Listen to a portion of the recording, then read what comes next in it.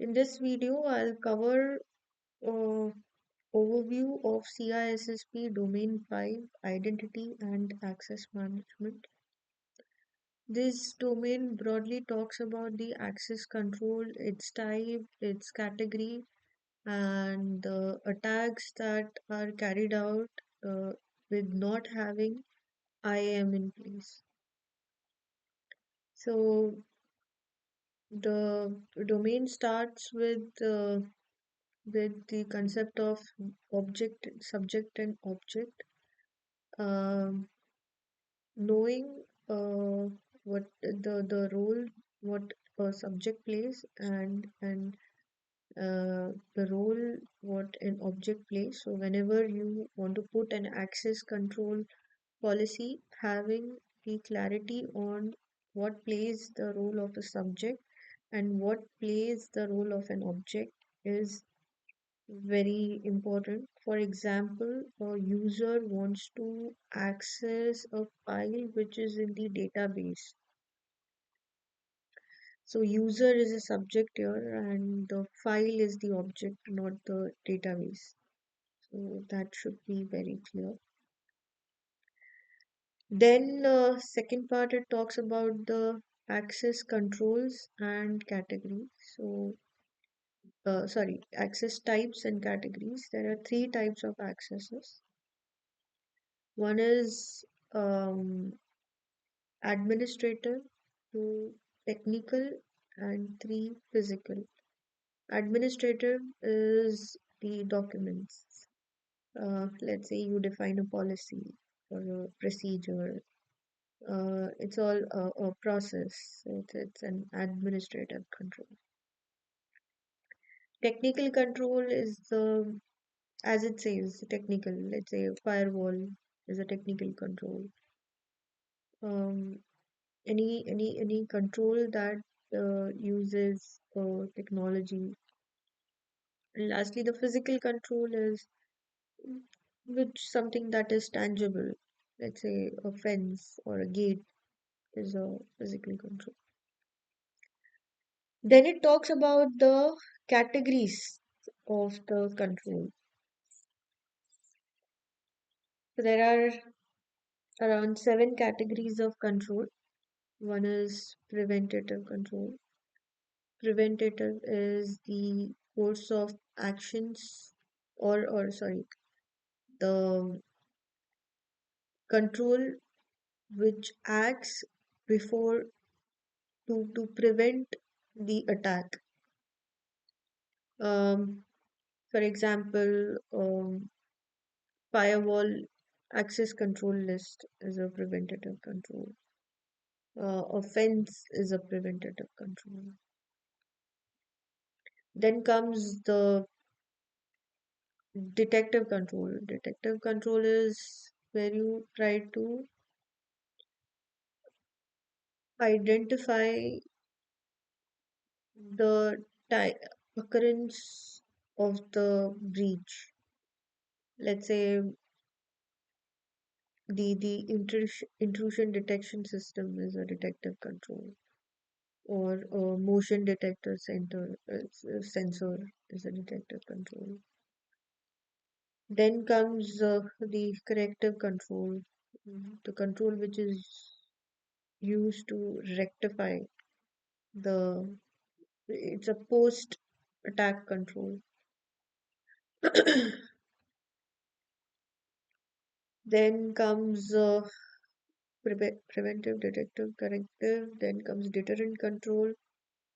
CCTV camera is an example of deterrent control, where you you put the measures to scare the other person or to discourage the act of compromise. Then comes the recovery control. A hot site is a recovery control. Um, Backup is a recovery control. Restoring a backup is a recovery control. Then comes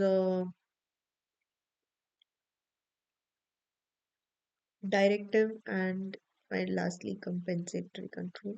Directive is a, let's say, uh, AUP policy you put in your organization for the employees to sign. That's a directive control. A secure password guideline. That's a directive control. And finally, the compensatory control is when the primary control fails to act. That's where the compensatory control is put in place. Uh, then you need to know about IEEE, which is identity, authentication, authorization, and accountability. Identification is the user ID card. Authentication is, let's say, putting a password. So, authentication, it is further segregated into three.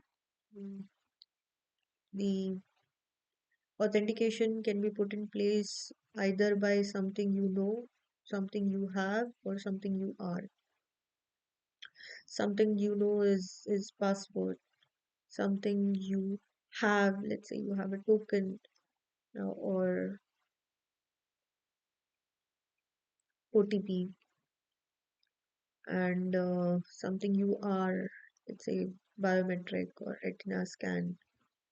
So that comes under authentication. Authorization is um the permission you give to the subject to access the object is authorization.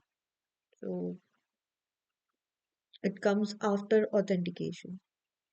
Once the user has proved his identity, given the authentication, then it enters the authorization, like what permissions to be given. So again, the authorization has seven parts, uh, seven types of access controls. One is MAC, which is mandatory access control. Two is discretionary access control. Three is attribute-based access control.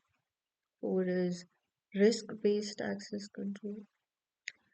Five is non-discretionary based access control, which is uh, mandatory control. Uh, Sixth is rule-based access control, and seventh is role-based access control. So attribute-based access control, classic example will be that. Mandatory access control, let's say military organization where there is only one rule and it does not change or it remains same for all. Discretionary access control is where the owner decides the access. Um, Rule-based access control, classic example firewall, where you define rules and provide access. Role-based access control, the role of the user, of the subject. Maybe department-wise, you can give in an organization, let's say HR should have access to the payroll system, but finance, sorry, HR should have access to the employee data, but finance should have access only to the payroll system. So that's the role-based access control. And lastly, the risk-based access. Let's say I want to block any country, Russia, traffic from Russia. So that's a risk-based access control. So yeah, under authorization, these are the types you need to know. And there is also the levels of authorization, assurance level, authorization assurance level 1, assurance level 2, assurance level 3. So from the order of 1 to 3, the level of assurance level is, let's say, if you are just keeping password to authorize a user, then it's the assurance level is low. If you put an MFA, then the assurance level is 2, which is for the confidential. And let's say cryptography is very high assurance level, which comes under assurance level 3. So yeah, this then IEEE we spoke. Under authorization, there is one more topic. Sorry, authentication. There is one more topic which is broadly covered as SSO. You need to have so that there is seven types of SSO: Kerberos, Sesame, SAML, OAuth, OpenID Connect. But in exam, it will broadly ask you questions on SAML, OIDC, and OAuth. So have your concepts clarified, the working of SAML, Kerberos, OAuth, and OIDC. Then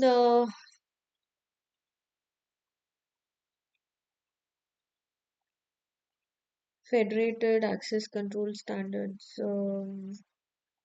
accountability, authorization covered.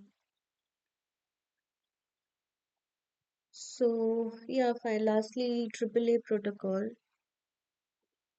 radius, TECAC plus in diameter. Why radius got superseded by TECAX plus? Have a fair understanding of it, how the radius works. These are the AAA protocol. Radius uses UDP, whereas TECAX plus uses TCP. And lastly, the attack related to access control have in OSG, and also um, in Rob Witcher's video, or you will find the type of attacks carried out due to weak access controls, it, such as dictionary, rainbow table attack, brute force attack. So have a fair understanding on how these attack works. So yeah, this was about. Also we covered yeah uh, the principles of access control. Three principles: need to know, least privilege, and separation of duty. Need to know, give access to the user only if it is required for the user to perform his task. So these are the principles that you should be aware of. Thank you.